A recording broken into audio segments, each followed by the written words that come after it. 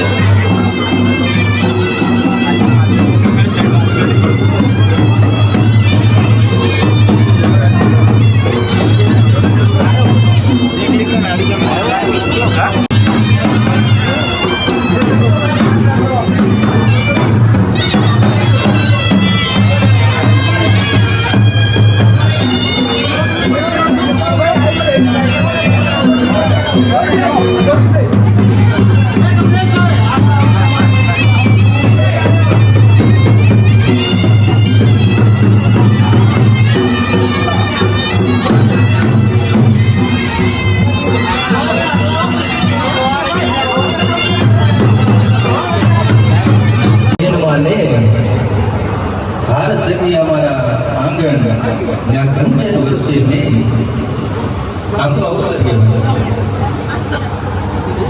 જ્ઞાનની ગંગા વહેનારું આ સ્થળ છે અને આપણા પરગનાનું એમ કહેવાય કે મહાનુભાવી અને આપણા ધારાસભ્ય શ્રી જિગ્નેશભાઈ તિવારી સાહેબ અહીંયા ઉપસ્થિત છે. એમને પણ આપણે હાર્દિક હાર્દિક સ્વાગત કરીએ છીએ અને સમસ્ત રાવણ યોગી સમાજના તથા સહયોગથી આજે જે જ્ઞાનદીપ લાઇબ્રેરીનો શુભારંભ થઈ રહ્યું છે. એક સમાજમાં એકતા તો છે પણ જે બાળકોના જ્ઞાન માટે બાળકો સારી સિદ્ધિઓ હાંસલ કરી શકે એ પ્રેરણાને અનુરૂપ પૂરી કમિટી અને એમના અથાગ મહેનત અને સફળ પ્રયાસથી આજે સરસ મજાનું કામ થવા જઈ રહ્યું છે. કમિટીના ટીમના મેમ્બર શ્રી રામજીભાઈ મનાભાઈ ખરોડિયા, પ્રમુખશ્રી સગનભાઈ મનાભાઈ રાવળ બાવચોડી મંત્રીશ્રી, વિહાભાઈ શંકરભાઈ રાવળ રજોસના સભ્યશ્રી અને બાકીના તમામ સભ્યોને નામી અનામી બધાના નામ લેવું કરતા એટલી મોટી યાદી બની જાય. એટલે તમામ સભ્યોને કે જે તમારા બધાનો અથાગ મહેનત છે અને સમાજ એવું કહેવાય કે જ્ઞાન ગંગા કહેવાય અને એ ગંગામાં જેમ ગંગા નદીમાં આપણે પ્રવાહ વહેતો હોય તો ભલા પડે સાકર ને કડી પકડી લેવી પડે. આ વડીલો બેઠા છે, યુવાનો બેઠા છે, યુવા ધંધા માટે આ બધું થઈ રહ્યું છે. એક સમય એવો હતો, આજે જુઓ સ્થાને સ્થાને ગામે ગામે સંકુલો બની રહ્યા છે, લાઇબ્રેરીઓ થઈ રહ્યા છે. આ બધું શાના માટે? કે આવતી પેઢી, આ યુવા પેઢી જાગૃત થાય, સારી સિદ્ધિઓ હાંસલ કરે, સારા હોદ્દા ઉપર નોકરી કરે અને જ્ઞાન ગંગા વહેતી રહે એવો અથાગ પ્રયત્નો આ તમામ સભ્યશ્રીએ કર્યો છે. એમના માટે પણ એકવાર જોરદાર તાળીઓના ગડગડા સાથે વધાવીએ. અને આજે કાર્યક્રમની શુભ શરૂઆત કે જેની જોતા હતા વાતડી અને એવા માનવી આવીને સામે મળ્યા. આમ તો સાહેબ શ્રી હું તમને સોશિયલ મીડિયામાં જોઉં છું, ફર્સ્ટ કામ બી આમ તો નાદુદ્રાનું વતની છું, બરાબર, પણ I2I ને ફર્સ્ટ ક્લાસ આવી ગયો છે. અમારા નાદુદ્રામાં આવ્યા છે પણ મારું શું છે, જોબ ચાલુ છે ને નોકરી શિક્ષકમાં છું. 15 વર્ષથી કચ્છમાં હતો અને સાહેબ શ્રીનું ખરેખર સાહેબનું હું જોઉં ને એટલે અમારા રૂવાટા ઉભા થઈ જાય. હું કઈ મસ્કા કે વખાણ નથી, હું સાહિત્યકાર છું, શિક્ષક છું, પણ વખાણ નથી કરતો. પણ સાહેબ જે ભાષણ હોય કે પ્રવચન હોય અને એમના સોશિયલ મીડિયા પર દરેક વસ્તુ હું જોતો હોઉં છું. અને ખરેખર આપણા અમારા સમાજનું આપણા પ્રધાન કહેવાય, વડગામ તાલુકાનું ગૌરવ કહેવાય. હા કે સાહેબ આ સ્ટેજ ઉપર બોલવું ત્યાં અમે પ્રત્યક્ષ તમે અમને ખબર છે કે અમે કર્મચારી છીએ સાહેબ, પણ અમારે જો ઉપરી કર્મચારી જો વાત કરવી ને તો હમણાં કેવું લાગે કે આપણે કંઈક વધારે બોલાઈ ગયું. પણ સાહેબ શ્રી સાચા વ્યક્તિ હોય એ સાહેબ હકદાર કરી શકે અને પોતે સચોટ ન્યાય આપી શકે એવા સાહેબ શ્રી માટે માનનીય ગિરીશભાઈ મેવાણી સાહેબ શ્રી માટે એ પણ જોરદાર તાળીઓના ગણગણા સાથે વધાવીએ. મંચસ્થ પર બિરાજમાન બીજા પણ મહાનુભાવોની મહેમાનશ્રી આવે છે, તેમને પણ એકવાર જોરદાર તાળીઓના ગણગણા સાથે વધાવીએ અને બધાનો હાર્દિક સમસ્ત રાવણદેવ યોગી સમાજ તરફથી સ્વાગત કરું છું. કાર્યક્રમની શુભ શરૂઆત દીપ પ્રાગટ્યથી કરી છે. તો મંચસ્થ મહેમાનશ્રીઓની વિનંતી છે પોતાના વરદ હસ્તે દીપ પ્રાગટ્ય કરી અને કાર્યક્રમ ખુલ્લો મંચ મૂકશે.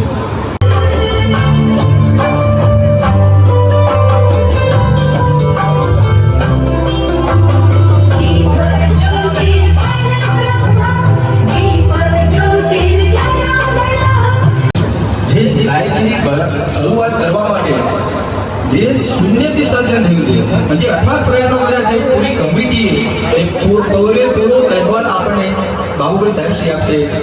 પાણી પુરવઠા નિવૃત્ત બેનકા સાહેબ શ્રી.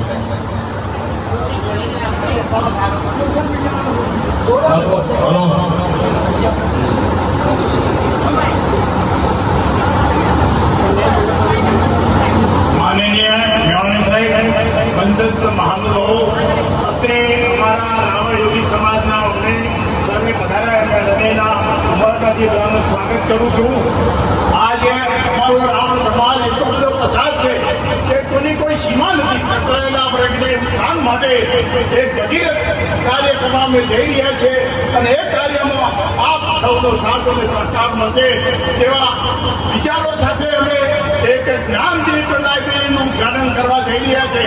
અમારી જિંદગી તો ભલે પૂરી થઈ ગઈ અને અમારા આવનાર બાળકોને શિક્ષણની જ્યોત જગાવી શિક્ષણ મળે અને આગળ વધે અને સરકારી નોકરીનું આગળ વધી અને અમારા સમાજનું નામ રોશન કરે એવા પ્રયત્નો આજે અમે કરી રહ્યા છીએ.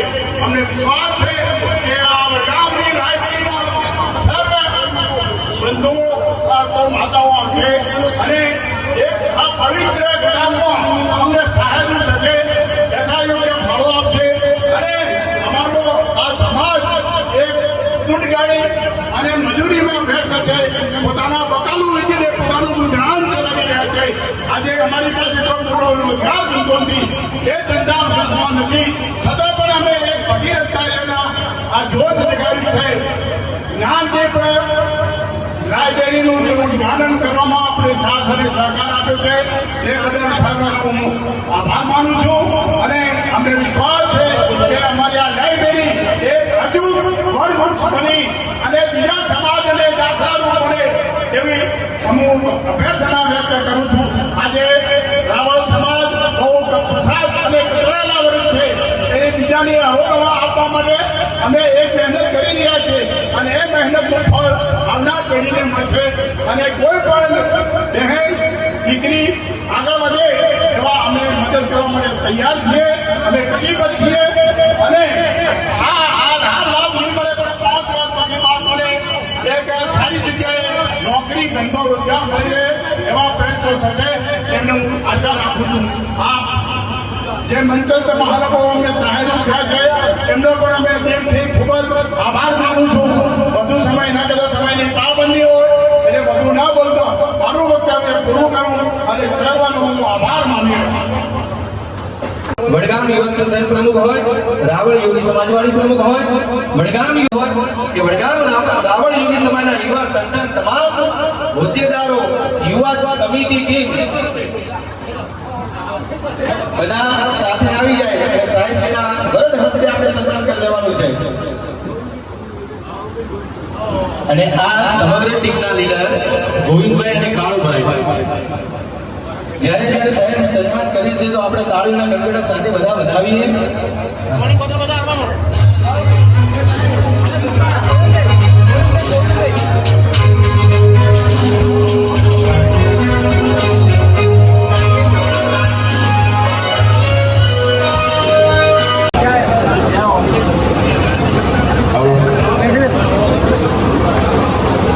ભારત માતા કી વૈશાખો દેખો અને અમારો એક નાનો એવો પ્રસંગ છે જે કંઈ મહાનુભાવો આજે હાજર થયા છે એમનો હું દિલથી એટલો બધો આભાર માનું છું કે મારી જોડે બહુ કહેવાના શબ્દો નથી. આટલું કંઈ શકું બીજું તો બધું કહેતો નથી, પણ જે આવ્યા છે તમે અમને સાથ સહકાર આવ્યો છે આ રીતે અવિરત આપતા રહેશો એ બદલ આપ સૌનો ઋણી છું.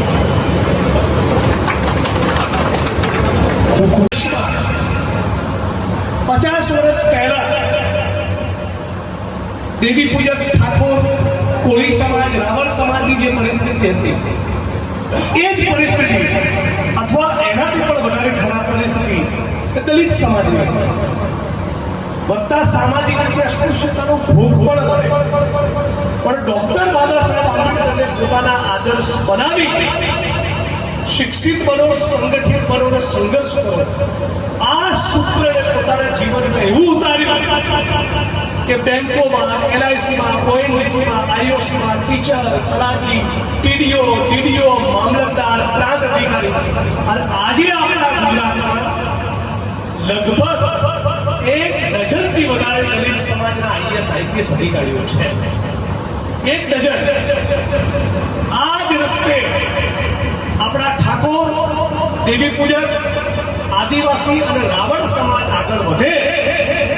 પરંપરાથી 10 વર્ષ પછી આ જ વડગામ અને બનાસકાંઠામાં આવી 10 લાઇબ્રેરી ઊભી થશે. પણ એના માટે જે પ્રાથમિક પૂંજી જોઈએ, કોઈ પણ ધંધો શરૂ કરવો હોય તો મૂડી રોકાણ કરવું પડે. મૂડી હોય તો રોકાણ કરીએ. આપણા સમાજમાં મૂડી એટલા માટે ખૂટે છે કે મોટા કોઈ કારખાના નથી, ઉદ્યોગો નથી, વેપાર ધંધા નથી.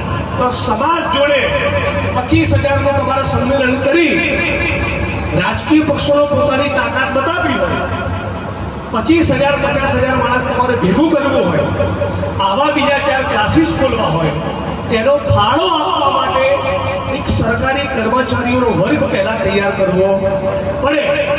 રાવણ સમાજમાંથી 5 જણા શિક્ષક બનેલા હોય તો આપણે કહીએ કે ભાઈ 1,000 રૂપિયા લખાવો.